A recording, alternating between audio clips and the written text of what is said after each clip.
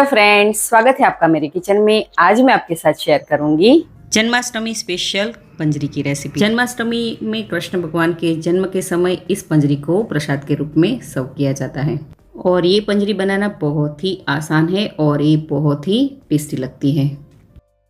तो चलिए ये मज़ेदार रेसिपी शुरू करते हैं। नई रेसिपी सीखने के लिए मेरी चैनल को सब्सक्राइब करें और बाजू में दी गए हुए बेल आइकन को ज़रूर से दबाएं ताकि नई रेसिपी की नोटिफिकेशन आपको सबसे पहले मिले। तो कान्हा जी की सबसे प्रिय ऐसी पंजरी बनाने के लिए सबसे पहले मीडियम गैस की फ्लेम पर हम एक पैन रखेंगे और उसमें हम 1.5 टेबलस्पून जितना घी ऐड करेंगे। घी गर्म हो जाए तब मैंने यहाँ पर 100 ग्राम जितने सूखा धनिया लिया है। ये सूखा धनिया आपको मार्केट में आसानी से मिल जाएगा। अब धनिए को हम 1 से 2 मिनट तक अच्छे से सौते कर लेते हैं ताकि उसमें से मॉइस्चर का पार्ट है वो निकल जाए। बस हमें ये बात का ध्यान रखना है कि गैस की फ्लेम है यहाँ पर हमें मीडियम पर ही रखनी है और मीडियम गैस की फ्लेम पर कंटिन्यू इसे हम चलाते जाएंगे और अच्छे से सौते कर लेंगे।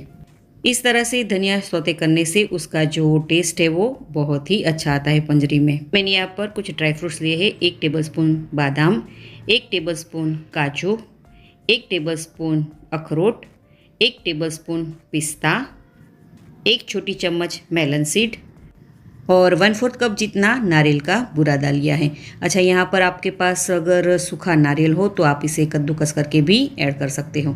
और इन सारी चीज़ों को हम 1 से 2 मिनट तक अच्छे से मीडियम गैस की फ्लेम पर सौते कर लेते हैं। तो इस तरह से सारी चीज़ें ड्राई फ्रूट्स वगैरह है वो अच्छे से सौते हो जाए तब हम इसमें ऐड करेंगे 1 छोटी चम्मच जितनी सौंफ। सौंफ का टेस्ट पंजरी में बहुत ही अच्छा आता है। अब उसे भी हम 1 से 2 मिनट तक अच्छे से सौते कर लेते हैं। तो आप देख सकते हो कि ऑलमोस्ट सारी चीज़ें हैं वो अच्छे से सौते हो गई हैं। अब गैस की फ्लेम को हम बंद कर लेते हैं और इसे हमें कम्प्लीटली ठंडा होने देना है। अब एक मिक्सर जार लेंगे और मैंने यहाँ पर 200 ग्राम जितनी मिश्री ली है। ये भी आपको मार्केट में आसानी से मिल जाएगी। अगर आपके पास मिश्री नहीं है तो आप चीनी भी यूज़ कर सकते हो। अब मिक्सर जार में उसे हम ऐड करेंगे और मिक्सर जार का ढक्कन बंद करके उसे हम फाइन पाउडर में पीस लेते हैं। तो आप देख सकते हो कि मैंने मिश्री को अच्छे से ग्राइंड कर लिया है। इस तरह का टेक्सचर हमें रखना है।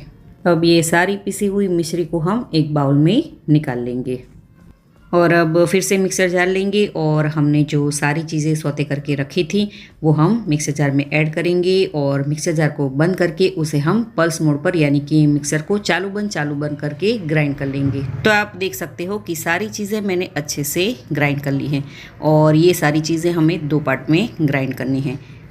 अब इस मिश्रण को हम दूसरे बाउल में ट्रांसफ़र कर लेंगे। तो ये देखिए सारी चीज़ें अच्छे से ग्राइंड हो गई है और इस तरह का टेक्सचर हमें रखना है।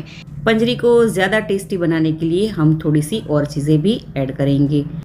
आधी छोटी चम्मच इलायची का पाउडर, 1 बड़ी चम्मच किशमिश डालना टोटली ऑप्शनल है। अब उसी के साथ 1 बड़ी चम्मच ड्राई जिंजर यानी कि सौंठ का पाउडर ऐड करेंगे और साथ ही में हमने जो मिश्री को पीस के रखा था वो सारी मिश्री हम इसमें ऐड करेंगे। अच्छा, आपको मीठा कितना पसंद है उस हिसाब से आप ये मिश्री का पाउडर ऐड कीजिएगा और इन सारी चीज़ों को हाथों की मदद से अच्छे से मिक्स करेंगे।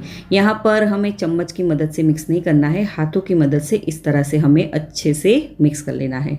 तो ये देखिए सारी चीज़ें हैं वो अच्छे से मिक्स हो गई है मगर अभी भी थोड़ा सा घी मुझे कम लग रहा है तो मैंने 1 बड़ी चम्मच जितना घी ऐड किया है और घी को हम अच्छे से पंजरी में मिक्स कर लेते हैं। तो इस तरह का टेक्सचर हमें पंजरी का चाहिए। तो यहाँ पर सबसे पहले मैंने 1.5 टेबलस्पून जितना घी ऐड किया था और लास्ट में भी मैंने 1 टेबलस्पून जितना घी ऐड किया है।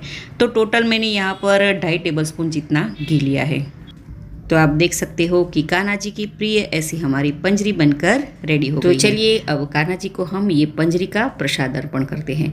तो पंजरी को प्लेट में ऐड करने के बाद उसे हम आलमंड फ्लेक्स से और पिस्ता फ्लेक्स और थोड़े से मैंने यहाँ पर गुलाब की पंखड़ियाँ यानी कि सूखी हुई गुलाब की पंखड़ियाँ ली है, उसे हम गार्निश कर लेते हैं। तो ये देखिए हमारा पंजरी का प्रसाद बनकर रेडी हो गया है। तो आप इस जन्माष्टमी पर ये पंजरी का प्रसाद ज़रूर से बनाइएगा।